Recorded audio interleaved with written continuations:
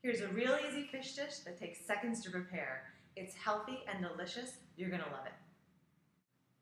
You need 3 ingredients: salmon, dill, and white wine. You take the white wine and you pour it on the bottom of a baking dish. It helps so the salmon doesn't stick. It also helps that you have some skin on the bottom of your salmon, and that gets a little oily and helps it not to stick as well.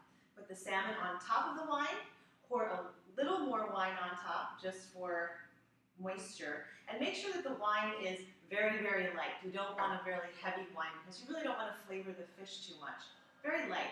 Then take a little dill, I already washed this, grab some off the top and kind of break it apart a little bit just to make sure that you get the flavor, because when you break an herb apart or cut it down, it makes the flavor come out. Sprinkle it on top of the salmon, and here you go.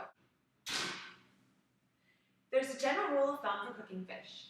You want to cook it about 10 minutes per inch of thickness.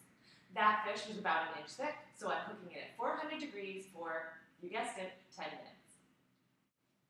Here we go. The way you can tell if a fish is done is by taking a fork to it and just flaking it. If it flakes really easily, then you're good to go.